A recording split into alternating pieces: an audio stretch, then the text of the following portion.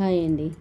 ఈరోజు అమ్మల గన్నయమ్మ ముగురమ్మల మూలపుటమ్మ చాలా పెద్దమ్మ సురారులమ్మ కడుపారెడి పుచ్చినయమ్మ తనులో నమ్మిన వెల్పుటమ్మల మనమ్ముల నుండియమ్మ దుర్గమాయమ్మ కృపాబ్దియుచిత మహత్వ కవిత్వ పటుత్వ సంపదల్.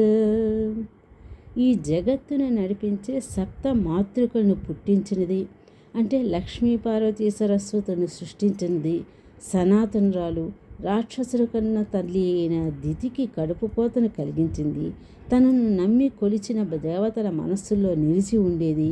కృపా సముద్రాలు అయిన మా అమ్మ దుర్గమ్మ మహత్వాన్ని, కవిత్వాన్ని, పటుత్వాన్ని, సంపదను అనుగ్రహించుగాక. ఇక్కడ అందరు అమ్మ అమ్మ అమ్మ అంటూ చాలా పెద్దమ్మ అని పర్టికులర్గా అంటం జరిగింది.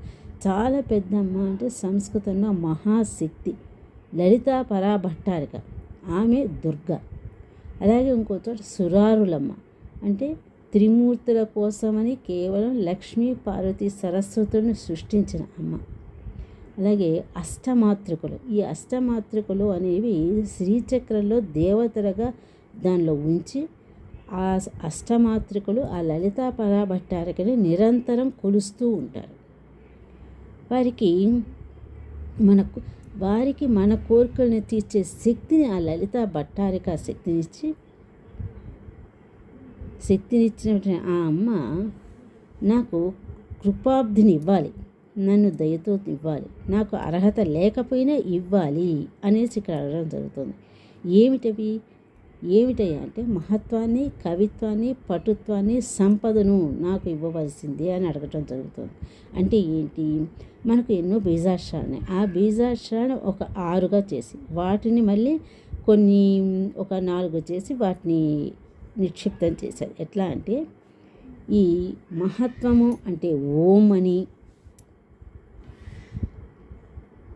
కవిత్వం అంటే ఐమని, పటుత్వం అంటే హ్రీమని, సంపదని శ్రీమని బీజాక్షరాలను ఆ పదాల్లో చొప్పించి ఆ బీజాక్షరాన్ని ఆ పదాల రూపంలో మనము ఎప్పుడైనా ఎక్కడైనా స్మరించుకునే వీలు కల్పించిన కరుణామయి అమ్మ.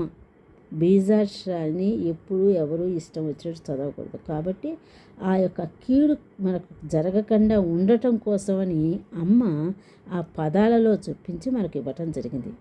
అసలు ఇదంతా కాకుండా శ్రీమాత్రే నమః అని అన్న ఎల్లవేళ స్మరిస్తూ ఉన్న అమ్మ కరుణిస్తుంది.